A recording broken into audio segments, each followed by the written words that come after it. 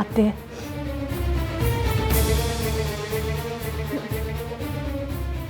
ಎಲ್ರಿಗೂ ಬರ ಕೇಳಿ ಏನವ? ಹ್ಞೂ ಅತ್ತೆ, ಪಾಣಿಗೆ ಎಲ್ಲರನ್ನೂ ಕರಿ ಅಂತ ಹೇಳೇನಿ. ಅತ್ತೆ, ಇದನ್ನೆಲ್ಲ ತಗೊಂಬ ಅಂದ್ರಿ, ತಂದೆ ತಗೋರಿ.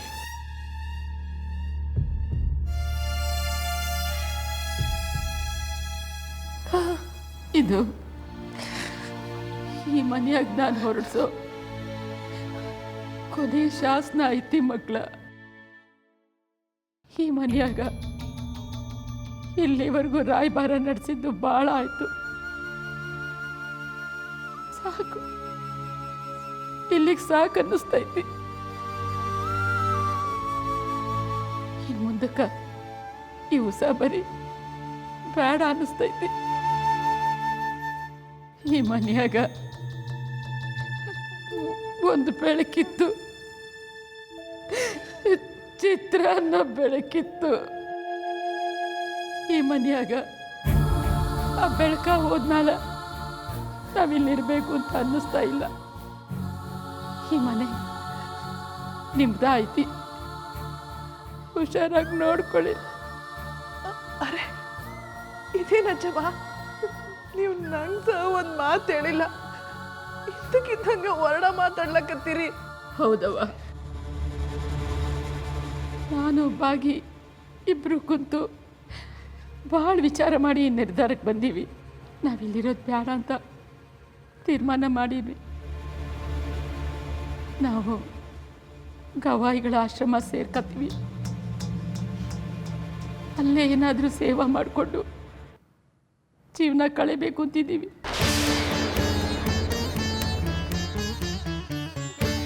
ಹಂಗಂದ್ರೆ ಹೆಂಗಜ್ಜವ? ಈ ಮನೆ ಬಿಟ್ಟು ಎಲ್ಲಿಗೆ ಹೊಂಟಿರಿ ನೀವು? ನಿಮ್ಮನ್ನೆಲ್ಲ ಬಿಟ್ಟು ನಾವೆಲ್ಲ ಹೆಂಗಿರೋದು? ಹೌದು ಅಜ್ಜವ, ಏನೋ ಕೆಟ್ಟದಾಗೋಗೈತಿ. ತಿಳಿದೋ ತಿಳಿದೇನೋ ತಪ್ಪು ಮಾಡಿವಿ. ಹೊಟ್ಟೆಗೆ ಹಾಕೊಂಡು ನಮ್ಮನ್ನ ಕ್ಷಮಿಸಿ ಜೊತೆಗಿರಲ್ಲ. ಏನ್ರಿ ಹಂಗ ನಿಂತೀರಿ? ಅಜ್ಜಮ್ಮ ಮನೆ ಬಿಟ್ಟು ಹೋಗ್ತೀನಿ ಅಂತಾರಲ್ಲ, ಸುಮ್ಕ ನಿಂತೀರಿ, ಮಾತಾಡಲ್ಲ. ಹೌದು ಅಜ್ಜವ್ವ, ನಮ್ಮಿಂದೇನೋ ತಪ್ಪಾಗೈತಿ, ಒಪ್ಕೋತೀವಿ. ಅದಕ್ಕೆ ಇಂಥ ಶಿಕ್ಷೆ ಕೊಡಬೇಡ್ರಿ. ನೀವು ಮನೆ ಬಿಟ್ಟು ಹೋಗೋದಂದ್ರೇನು? ದುರಾಸೆಗೆ ಬಿದ್ದು ದುಷ್ಟ ಆಗಿದ್ದೆ ಖರೆ, ಅದರ ಕಳ್ಕೊಂಡ್ಮೇಲೆ ನಾವೇನು ಕಳ್ಕೊಂಡ್ವಿ ಅಂತ ಗೊತ್ತಾಗೈತಿ. ನಿಮ್ಮನ್ನು ಕಳ್ಕೊಳಕ್ಕೆ ನಾವು ತಯಾರಿಲ್ಲ ಅಜ್ಜವ್ವ.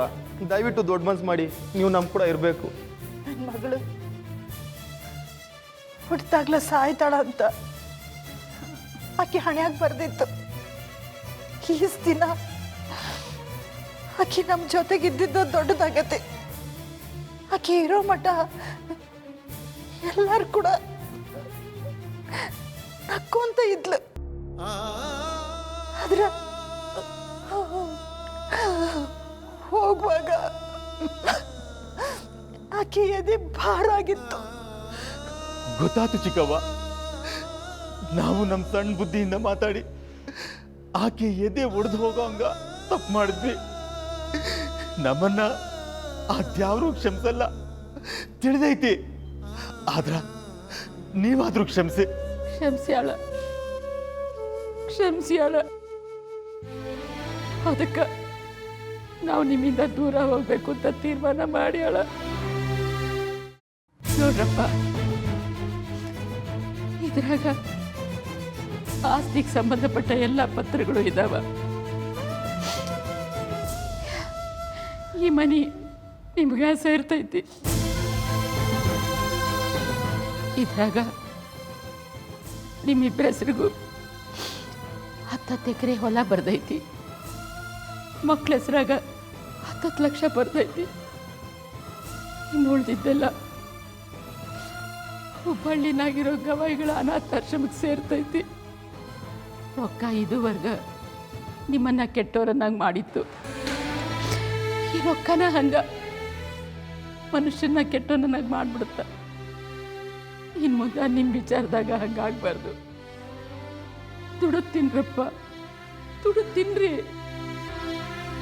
ಬೆವರು ಸುರಿಸಿ ದುಡ್ಡು ತಿನ್ನೋದ್ರಾಗ ಹೆಮ್ಮೆ ಇರ್ತೈತಿ. ನೀವು ಆ ಹೆಮ್ಮೆಯಿಂದ ಬಾಳ್ರಲ್ಲ.